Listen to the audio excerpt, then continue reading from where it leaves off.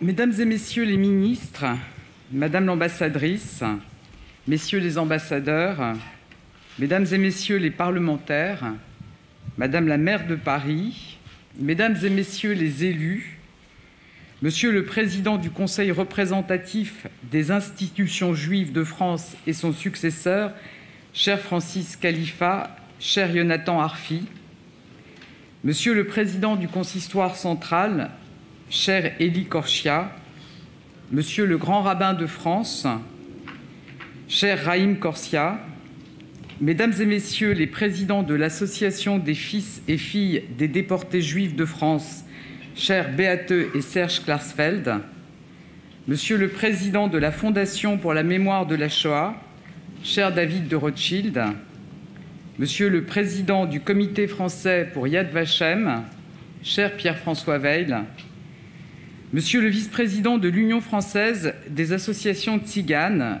cher Fernand Maraval, Mesdames et Messieurs, c'était il y a 80 ans, et pourtant, ici, l'écho de l'horreur résonne encore. Ici, on entend toujours les cris de détresse et les ordres hurlés. Ici, les mots paraissent comme vides de sens, dérisoires. Car même si le Veldiv a été rasé, le murmure monte encore. Il nous saisit, il nous étouffe. Et ces phrases que nous prononçons paraissent presque sans force face à la violence et à l'horreur dans sa cruelle réalité. Car ici, on se rappelle ces femmes, ces enfants, ces hommes arrêtés, parqués, humiliés. Ici même, ce sont plus de 13 000 personnes que la France a livrées au supplice, à la haine, à la mort. Nous sommes très malheureux. À chaque instant, il y a de nouveaux malades. Il y a des femmes enceintes, des aveugles. Nous couchons par terre, écrivait Clara Ganek, 15 ans. Pour elle, comme pour les autres, le Veldiv a marqué le passage de l'humanité vers la barbarie, le passage d'une France qui protège à une France qui se trahit. Ces 16 et 17 juillet 1942, l'histoire de la France a été marquée d'une blessure qui reste à nu. Ce sont bien nos lois qui ont imposé le fichage des Juifs, leur mise au ban. C'est bien notre police qui a cherché et arrêté des milliers de familles sans distinction d'âge ou d'état de santé. C'est bien notre pays qui les a laissés suffoquer ici, dans la chaleur de juillet, avant un tri macabre, avant leur transfert vers les camps du Loiret ou vers Drancy, avant leur déportation vers Auschwitz-Birkenau. Ces jours-là, l'État français est allé plus loin que les exigences de l'occupant nazi, en livrant notamment des enfants, en les envoyant à la mort. Ces jours-là, des milliers d'innocents ont été livrés à un destin dont personne parmi les responsables de l'État français n'ignorait l'issue. Ces images tournent nécessairement dans nos esprits, quelle que soit notre histoire personnelle, notre proximité avec le gouffre que dit la Shoah pour l'humanité. Oui, ces jours de juillet, comme lors des rafles qui ont suivi, la France a perdu un peu de son âme. Le chemin a été long. Il a fallu le travail des historiens, la parole des témoins, l'ampleur des faits. Notre pays a attendu 1995 et les mots du président Jacques Chirac. 1995, il y a moins de 30 ans, pour reconnaître sa responsabilité. C'était une étape forte, nécessaire. Ce fut un soulagement aussi, immense. Un de ces moments où les mots mettent enfin une réalité sur les choses, sur l'indicible. La force de ces paroles reste ancrée profondément en chacun de nous. Car pour garder son honneur, notre pays devait et doit regarder son histoire en face. Ça n'est pas être patriote que de déchirer les pages de l'histoire qui nous dérangent, de les occulter ou de les amoindrir.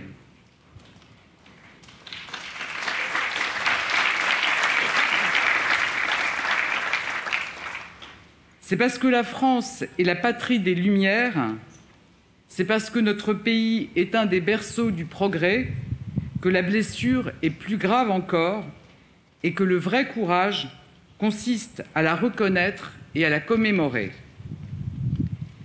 C'est aussi parce que nous reconnaissons la noirceur de certaines heures que nous pouvons voir briller plus fort encore celles et ceux qui se sont dressés contre la haine, contre l'arbitraire, contre la barbarie.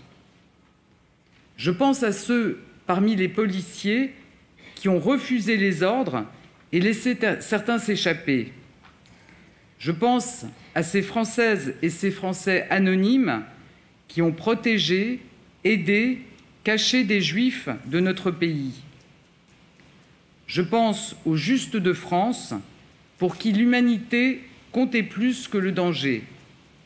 Je pense à la France libre, dont le cœur battait à Londres ou dans le Maquis. Ensemble, nous commémorons les 80 ans de la rafle du Veldiv. Mais nous envoyons aussi un message à notre jeunesse et aux générations à venir. N'oubliez pas, n'oubliez jamais. Le devoir de mémoire est un devoir pour l'avenir. À l'heure où l'antisémitisme tue encore, où la haine prend bien des visages, où certains menacent l'unité de notre République, nous devons par tous moyens faire savoir, faire connaître. Nous continuerons à porter et faire entendre les témoignages des victimes, des rescapés. Pour éveiller les consciences, la mémoire doit être incarnée. C'est la condition même de la transmission. Car si les données sont glaçantes et les faits insupportables, ce sont les mots et les récits des victimes qui, pour toujours, marquent. Ces derniers mois, ces dernières années, plusieurs des grands témoins de la Shoah nous ont quittés. Aujourd'hui, je pense à ces voix qui se sont éteintes, à Élie Buzyn, à Marceline Loridan-Ivens ou encore à Walter Spitzer. Je veux leur rendre hommage, dire notre admiration d'être parvenus à mettre des mots sur ce qu'aucun mot ne peut réellement saisir. Notre admiration de s'être sans doute fait violence pour nous transmettre des souvenirs, des images, des moments. Et je veux le dire, leurs récits ne nous quitteront pas. Leurs mots sont ancrés dans les esprits de tous les jeunes auxquels ces rescapés ont décrit ce qu'était l'horreur. Ils vivent dans l'engagement des descendants, dans le travail des historiens, dans la détermination de tous ceux qui refusent que l'on tourne le dos ou que l'on jette un voile de mensonge sur l'histoire. Ce sont les lettres préservées, publiées, exposées. Ce sont les témoignages enregistrés, diffusés. C'est la mobilisation de la culture. Ce sont les lieux de mémoire de la Shoah. Ce sont ces listes de noms sur les murs du mémorial, le travail de Beate et Serge Klarsfeld. Ces listes de noms comme une psalmodie, ces listes de noms que nous devons sans cesse relire, redire à haute voix pour que vivent les mémoires. Nous continuerons à soutenir ces initiatives, à les encourager. La parole des témoins est précieuse et partout nous la ferons perdurer. Je crois aussi que la mémoire repose sur notre jeunesse. Nous enseignerons encore et toujours la réalité du génocide et de ces années noires. Et je le dis clairement devant vous, il n'y a pas une salle de classe en France où la mémoire de la Shoah ne doit pas être enseignée, pas une école où elle peut être contestée.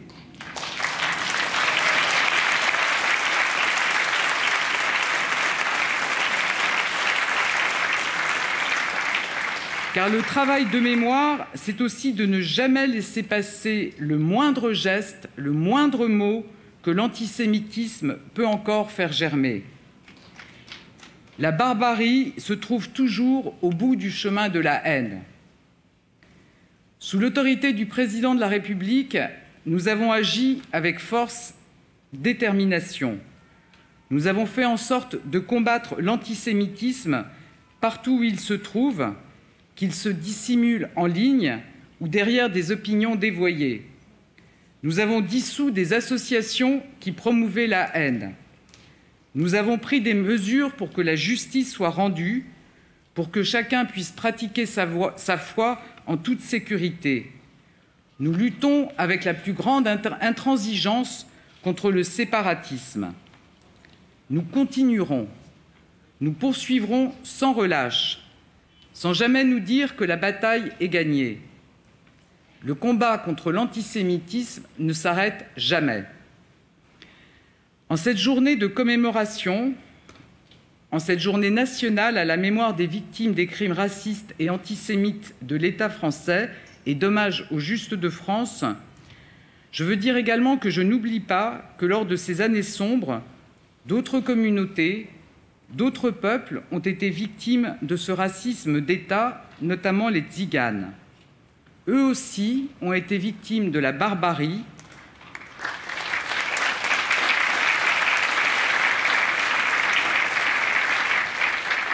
Pour eux aussi, nous ferons vivre la mémoire et nous lutterons contre toutes les haines, toutes les discriminations.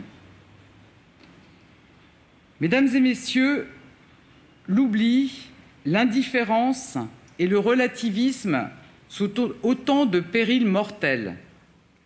Ils servent les théories les plus abjectes, ils nourrissent la division, justifient la violence.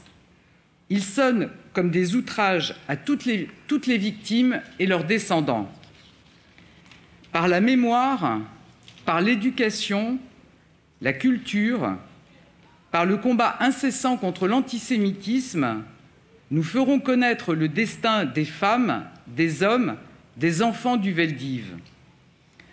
Alors 80 ans après la rafle, nous le réaffirmons, la République sera toujours le refuge de ceux qui souffrent et ont souffert.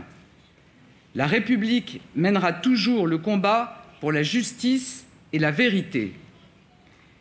Mesdames et messieurs, il y a 80 ans, la France se perdait et commettait l'irréparable. À nous tous, aujourd'hui, de veiller à ce que la mémoire des visages des victimes nous éclaire, à ce que la mémoire de ces visages nous rappelle que nous ne devons rien céder dans ces combats. Vive la République et vive la France!